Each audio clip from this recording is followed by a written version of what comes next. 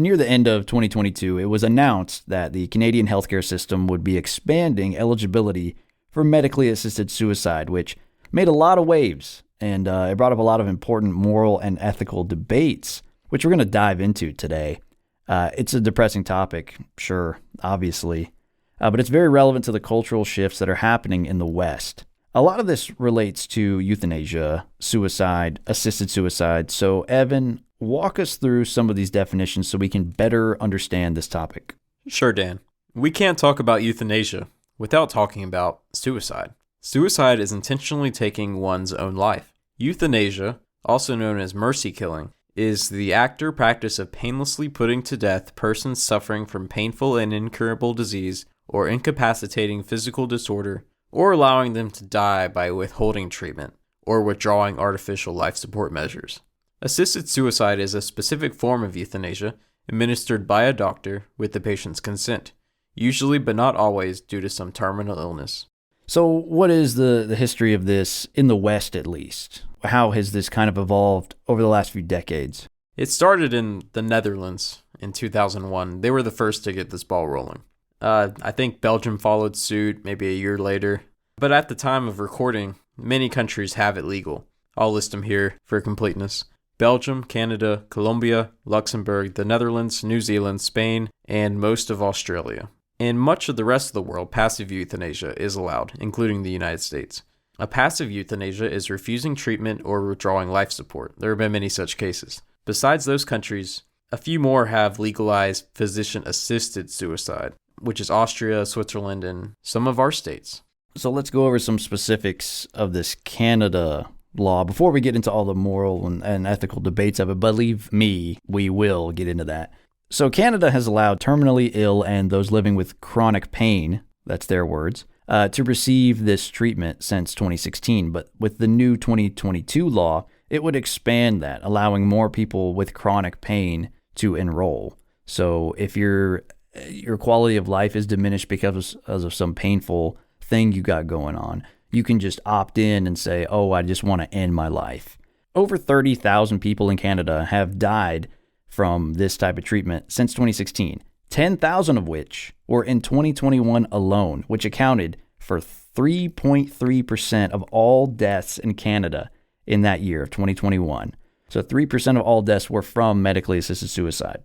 Now, according to Dr. Madeline Lee in an NPR interview from December 11th of 2022, quote, assisted dying has been legal since 2016, and then in March of 2021, it expanded so that you no longer needed what is called a reasonably foreseeable natural death. They specifically excluded, situations where a mental disorder was the only medical condition that was causing the suffering. And it was introduced originally because they felt that this was a more complicated group, and we needed more time to figure out how to safely assess and provide MAID to people with mental disorders. And that is now set to expire in March of next year. And so patients with only a mental disorder as the basis of their suffering can request and receive MAID if they meet all the eligibility criteria. So what this means is that formerly, if you had some sort of medical issue, which was only really able to be described as a mental disorder, if you only had a mental disorder, no other physical ailment or whatever, you could not apply for this. You could not try to get medically assisted suicide. Now they're expanding it to where even if you just have a mental disorder, you could say, oh, I want to end my life. But originally when they passed it, it was only if your death was soon, within a certain time frame, right? Yes, like an imminent death. And then it became, okay, if you're living with chronic pain, your death isn't imminent, it may be a few years, but you can still opt into it. And now it's including that, and as well as all the stuff with mental disorders. So now mental disorders are being factored into it, not just physical. In March of this year, yes, that will be legal. Yes, March of 2023, I believe. They were saying that little addendum was set to expire. So just further expanding the reach and the availability of the medical professionals out there and the medical institutions to, potentially sway people towards ending their own life, even though, as they are admitting here, they're having people with mental disorders who are now able to use this as an option, and they may not be in their right mind. So this is a huge slippery slope. Almost by definition, they're not in their right mind. Of course, if they have a mental disorder, yeah, by definition. And the last thing I'll say with Dr. Lee from the NPR article is she said, quote, I do have a personal opinion. I think we should not exclude patients with mental disorders from accessing MAID. Tells you all you need to know right there. It's also worth mentioning that as far as the United States goes, there's a chance that we could be moving down the slippery slope too, because in the states where medically assisted dying is legal, it's legal for only terminal illnesses and people who have less than 6 months left to live. And those states that allow it include California, Colorado, Washington, D.C., Hawaii, Montana, Maine, New Jersey, New Mexico, Oregon, Vermont, and Washington State. Okay, before we can really dive deep into the morality of euthanasia, let's start with the morality of suicide. Now, I'll give my takes first, and then please feel free to interject at any time, Dan. Oh, you believe you me, I will. As far as I see it, suicide is just a form of murder. In fact, the very word suicide means killing oneself. That's the root of the word. So as far as the Catholic Church goes, it's murder. Let's talk a little bit about mortal sin too while we're here. And this is very pertinent to this discussion. I'll explain in a minute. Mortal sin has to have 3 components to exist. The first is it has to be grave matter, meaning it's something very bad, something very serious. It has to be purely voluntary, and the person doing it has to have a full understanding of what they're doing and how it's sinful. I think you'd have a very easy argument there, trying to say that medically assisted suicide would be a very sinful thing as well. Not only for the person who's trying to get the treatment, but for the person who's administering it, allowing this person to do that. Not just allowing, but giving them the means to kill themselves. And in the case of direct euthanasia, actually killing them, being the one to kill them. Either you're prescribing the poison or you're administering the poison. Either way, you're more morally culpable for the murder of that person. I would agree there, given those circumstances, yeah. Okay, so we can say in the case of someone who just goes into a depressive mania one night and kills themselves, it's very possible they didn't commit mortal sin if they were not in their right mind and it wasn't purely voluntary, because there are forces beyond their control or their psychological makeup that caused them to make that panic decision. So you can say maybe there's hope for them. But in this case of euthanasia, you're pretty much destining someone to go to hell, because you're making sure that they're voluntarily killing themselves beyond any form of not consenting. So they're 100% consenting. They understand all the options and they've still chosen to do it. And then they do it up to the last moment of being administered the poison. So you're pretty much just sending people straight to hell instead of giving them a chance. As a quick side note, do you think that any of the medical professionals who are on board with this are really even bothered by that, though? It's doubtful that they're religious. No, it's doubtful that they take their religion seriously, and that they have a religion that condemns this practice as well. Yeah. These are the same people who are good with abortions and perform them. Well, that's very true. Yeah, it's the same crowd. And you've also got the whole argument that suicide is purely a personal matter, and if someone wants to end their life, that is purely up to them, doesn't hurt anybody else. That'd be the libertarian perspective. Yes. Which is cringe. And most likely, you actually have people who care about you in the vast majority of cases, especially the cases of these elderly people taking themselves out. You have kids, grandkids, all that, most likely. You're leaving them with grief and guilt, and just they're talking to themselves saying, maybe I could have done something to keep grandpa from killing himself. That's how it always goes. And I'm pretty sure we've both known people to kill themselves. So it's not fun for those who are left behind. No, it's not. It leaves them with, like you said, just the unending questions which don't have any real answers. And it's unlikely that you would have been able to do anything if the people closest to them couldn't have done something. People are just going to do what they're going to do. And, you can beat yourself up about it all you want. But at the end of the day, sometimes there's just nothing that could have been done. And sadly, the person didn't see that and think, oh, wow, these people are going to be left with that. And lastly, suicide is not a real escape, and it shouldn't be treated as such as just another medical procedure, like getting your tonsils removed. I mean, it's ending somebody's life. And at the end of the day, doctors have historically promised to follow the Hippocratic Oath. And I know there's a big asterisk to that, because nowadays a lot of them are not required to say it at their graduation. And also it does not have any legal, ramifications if they go against the Hippocratic Oath. It's purely honor code. Maybe there should be legal ramifications. But if these people are put in such a position of high power in our society, and such veneration and such esteem. Oh yeah, they should. I mean, I'm pretty sure the original Hippocratic Oath also said never perform an abortion. So they obviously cut that part out. And it was almost bittersweet when I was reading the articles on this. And they said, oh, yeah, some people criticize this because it seems to go directly against the Hippocratic Oath to do no harm, literally do no harm. Hippocrates didn't even want you to do surgery because it was considered harm. They cut that out too because now it's safe enough to do it. Not back then. Yeah, so that's understandable back then because, yeah, you'd probably die doing surgery on someone. But anyways, they came back, and the supporters of euthanasia, they retort to that argument saying, first of all, it's not legally binding, like I said, which is true.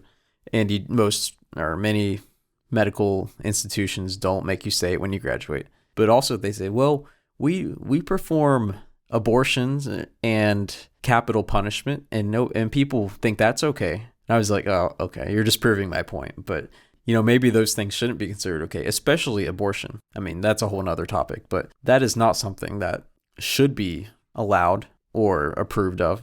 And yet they're using it as an argument like, oh, we already accept this, so why can't we just have people voluntarily kill themselves? Which works. It's a pretty good argument if you accept that abortion's okay. If you accept that murdering innocent people is okay, then I guess letting someone kill themselves is perfectly fine. So people might respond to what I said about sending people straight to hell and say, there's two ways you can go. Either you don't believe me about mortal sin, okay. Or you say, oh, well, they probably don't have full reason. They probably don't have full control of their faculties. So you're admitting that you're letting people kill themselves who can't make the rational judgment to actually kill themselves. You're admitting that you're letting mentally ill people who can't make their own decisions, make their own medical decisions. That's not how it works. So either you're doing eugenics or you're just sending people straight to hell. I'll make one point from the more secular perspective here. Now, I still do believe in a right and a wrong. And I believe that you can determine that based on what is pro-human life, what promotes humanity, what promotes the individual and the family and preserves the lives of human beings, because human beings are rare in this universe and we are all human beings. So we should at least do something to work to preserve that. And even, without the perspective of God and hell and things, this is just wrong. That goes against that philosophy. If you hold that human life has value, this violates that philosophy. Now, if you don't believe that human life has value, that's another issue. But you have to be open and admit that, and don't be a hypocrite and say, oh, I believe in the value of human life, but I also believe in killing unborn babies and killing mentally ill people. Okay, well, which one is it? You're a hypocrite. If you're going to believe in this stuff and support it, you need to openly admit, hey, I don't value human life. On the contrary, I do value human life, and so that's why I oppose this. So it's just wrong on so many levels. It's wrong to involve the medical profession in it. They should be in the profession of saving lives and helping lives instead of ending lives. They're not the executioner. That's not their job to kill people. And I don't think they should be involved with capital punishment either. They should just if you're going to have capital punishment, just do a firing squad or a noose or something. Just let them choose their own adventure. I've always been an advocate of choose your own adventure executions, Let the he's the one, or she is the one getting killed. Let them decide how they want to go out. Regardless, doctors should not be involved in killing people. And this just further deteriorates my outlook on the whole medical profession today. It was already a very low one. And after doing research for this, it went even lower because I saw a majority of Canadian doctors think that euthanasia is a good thing that should be legal, at least in some circumstances. I already didn't like them for a lot of reasons, like pushing drugs, certain injections, and certain way they've dealt with certain viruses that have gone around in years past. I've really lost my faith in them. This makes me think they're incompetent, but instead of that, now I think they're just straight up evil. And I avoid them as much as I can. The tide is turning that way in the West, and especially in America. People are they started off skeptical. Now they're openly hostile.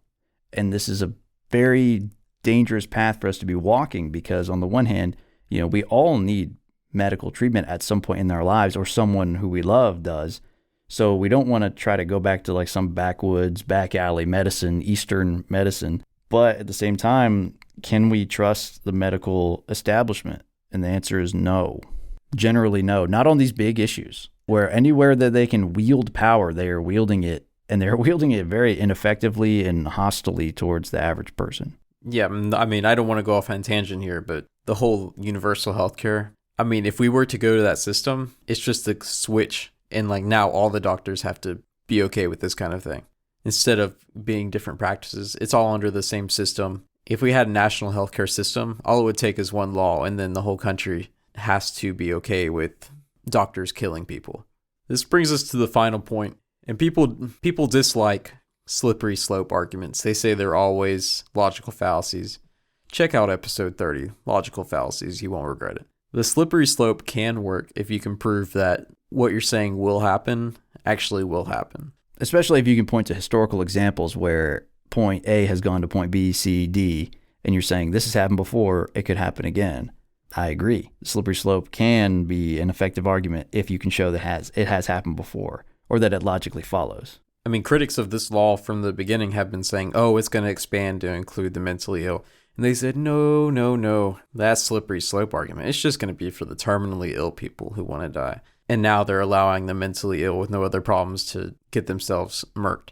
And then people now are going to say, the critics are going to say, oh, soon enough, they're going to be forcing people, or they're going to be getting mentally disabled people to kill themselves. And they'll say, oh, no, we're not going to do that. But you just wait and see. This is if the slippery slope argument ever applied, this is it. If you can convince people that it's okay for mentally ill people who are not necessarily able to make medical decisions for themselves, if you can convince people that it's okay to kill them, then what about other forms of people who are not necessarily mentally able to make decisions for themselves? Other kinds of mental handicaps, other kinds of things, even the mentally challenged. Yes, the mentally challenged, people who have the autism, Down syndrome, other things that may affect them, or even children, because by definition, children, they haven't grown up. They're not fully an adult. They're not able to make medical decisions for themselves. Well, then they're basically the same as these other people. So is it okay to kill kids now?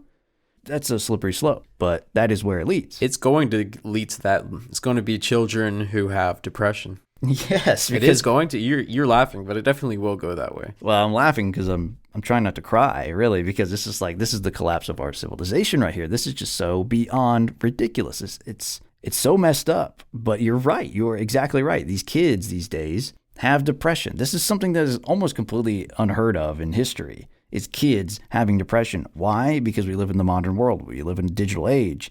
The way the kids have grown up is so different than the way kids have grown up for centuries or millennia even. And it's affecting them in so many negative ways. Not even to mention, there are many, many philosophers and people of old who think just wanting to kill yourself is by definition irrational.